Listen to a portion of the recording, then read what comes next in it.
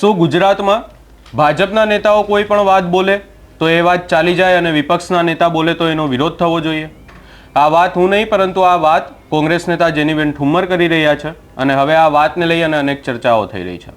આ સમગ્ર બાબતે વિગતે ચર્ચા કરીશું. નમસ્કાર, હું છું ઉજ્જવલ અને આપ જોઈ રહ્યા છો નિર્ભય ન્યૂઝ.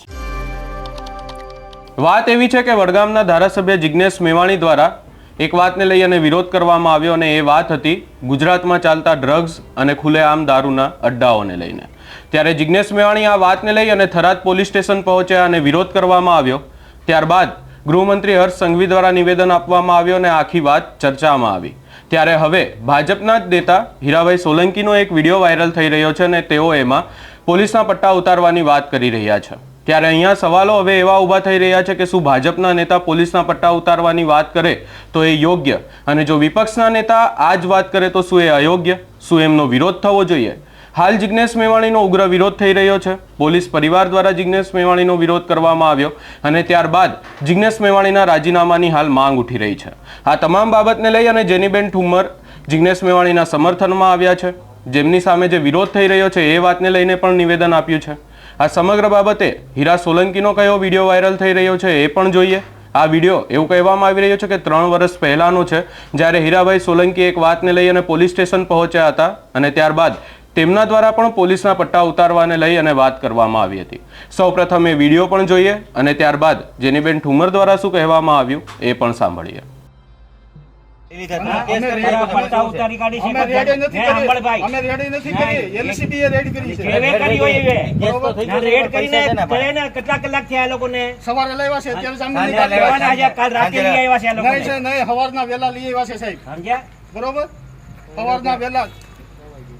એટલે એ ધ્યાનમાં રાખજો, રિસ્પેક્ટ જેટલી કરો એટલા માટે રહેજો. પૈસા ખોટા ઓલું નહીં કરે, કોઈ પૈસા આપતા નહીં 1 રૂપિયો બી.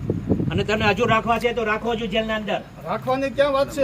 રાખવા છે પણ અત્યારે તમે આવ્યા તો જામીનની કાર્યવાહી હાલે છે. બસ જામીન છોડાય, જામીન 1 રૂપિયો નહીં આપતા ને જરાય તમને દબાવે ને મારા ધ્યાન ઉપર મૂકજો. શેની કાર્યવાહી હાલે છે? હા બસ તો ભાઈ આ વોર્નિંગ આપતો જાઉં છું. સાહેબ ને કહેજો, આ તમને કહેતો જાવ તો જ્યાં આરે ત્યાં હો. નમસ્તે, હું જેની ઠુમ્મર. તાજેતરમાં વડગામના ધારાસભ્ય જિગ્નેશ મેવાણી દ્વારા જે પોલીસના પટ્ટા ઉતારી નાખવામાં આવશે એના નિવેદનના વિરોધમાં અત્યારે પોલીસ પરિવારના સભ્યો, ઘણા બધા ગ્રામજનો અને ગુજરાતીઓ રસ્તા ઉપર ઉતર્યા છે. પૂર્વ આઈપીએસ ઓફિસરો, રિટાયર્ડ અધિકારીઓ, આ બધા જ જિગ્નેશ મેવાણીના સ્ટેટમેન્ટના વિરોધમાં ઉતર્યા છે. હું આપના માધ્યમથી પૂછવા માંગુ છું કે 3 વર્ષ પહેલા હીરાભાઈ સોલંકી કે જે રાજુલાના ધારાસભ્ય છે, એમણે પણ પોલીસને ચીમકી આપી હતી અને બોલીને ગયા હતા કે અહીંથી તમને ધમકી આપીને જાઉં છું કે તમારા પટ્ટા ઉતરી જશે. ત્યારે આ બધા ક્યાં હતા એ આપના માધ્યમથી પૂછવા માંગુ છું. પોલીસને આટલું બધું લાગી આવે છે, ખુદ હર્ષ સંઘવીને કે જે ગૃહમંત્રી છે ગુજરાત રાજ્યના અને નાયબ મુખ્યમંત્રી છે, એમને પણ આટલું બધું લાગી આવે છે. તો હું પૂછવા માંગુ છું કે જ્યારે ગુજરાતમાં આટલો બધો દારૂ વેચાય છે ત્યારે તમને કેમ નથી લાગી આવતું?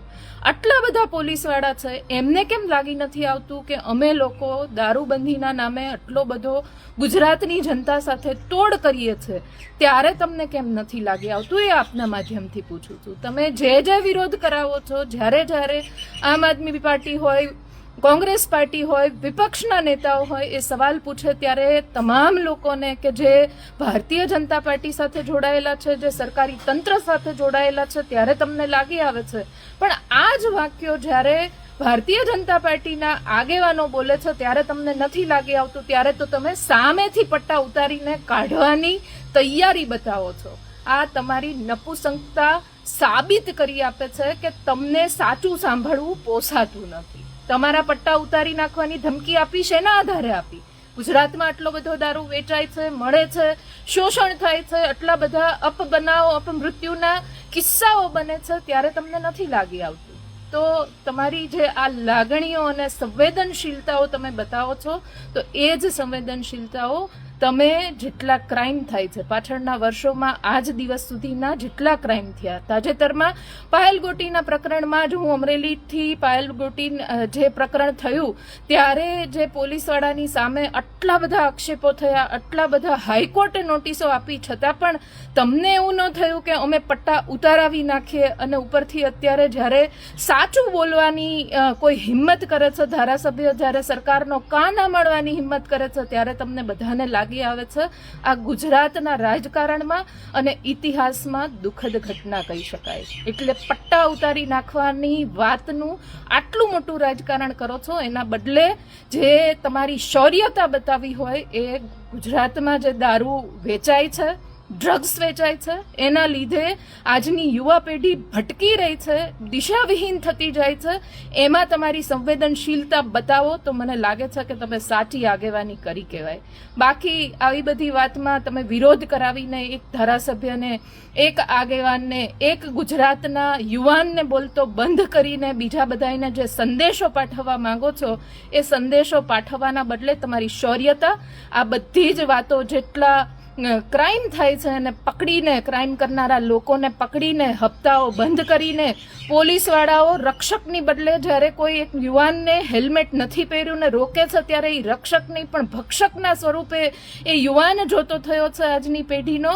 એ લોકો સામે તમારી શૌર્યતા અને સંવેદનશીલતા દેખાડો અને ખરેખર ગુજરાતને જે દારૂબંધીની વાતો કરો છો પણ એની આડ નીચે જે કરોડો રૂપિયાનો ભ્રષ્ટાચાર કરો છો એના ઉપર પગલાં લ્યો. જે રિટાયર આઈએએસ આઈપીએસ અધિકારીઓ આના સમર્થનમાં રસ્તા ઉપર આવ્યા છે એમની પણ તપાસ કરો કે એમણે જ્યારે પોતાની ડ્યુટી કરી હતી ત્યારે કેટલો ભ્રષ્ટાચાર કર્યો છે, અત્યારે એ કઈ ગાડીઓ લઈને ફરે છે, અત્યારે એમની કેટલી પ્રોપર્ટી છે, કેવા બંગલામાં રહે છે. આવી બધી વાતોને વિરોધો કરીને તમે કોઈની ગુજરાતની જનતાની લાગણીઓ જીતી નહીં શકો, ઉલટાની તમારા ઉપર ફિટકાર વરસશે. એટલે આ બધા તાઇફાઓ બંધ કરીને જે પટ્ટા ઉતારવાનું રાજકારણ તમે કર્યું છે એના બદલે જો થોડી એ સંવેદનશીલતા હોય તો આવા અધિકારીઓ જાતે પટ્ટા ઉતારીને આપી દે એવી વિનંતી કરું છું. નમસ્તે. એટલે અહીંયા કોંગ્રેસ દ્વારા સવાલ એ જ ઊભો કરવામાં આવી રહ્યો છે કે જો ભાજપના નેતાઓ વાત કરતા હોય, ભાજપના નેતાઓ આ વાતને લઈ અને નિવેદન આપે તો એમનો કોઈ વિરોધ કરવામાં નથી આવતો. પોલીસ તેમની જાતે જ એમના પટ્ટા ઉતારી દે છે. જ્યારે વિપક્ષના નેતાઓ આ વાત કરે તો એમનો વિરોધ કરવા માટે પોલીસ પરિવારો ઉતરી જાય છે, એમનો ઉગ્ર વિરોધ કરવામાં આવે છે. ગૃહમંત્રી પોતે આ વાતને લઈને નિવેદન આપે છે અને સંસ્કારની વાતો કરે છે. આ તમામ બાબતને લઈ અને હાલ અનેક ચર્ચાઓ થઈ રહી છે. સમગ્ર બાબતે આપનો શું અભિપ્રાય છે અમને કમેન્ટ કરી જરૂર જણાવશો. અમારી ચેનલ નિર્ભય ન્યૂઝને લાઇક, શેર, સબસ્ક્રાઇબ કરવાનું ભૂલશો નહીં.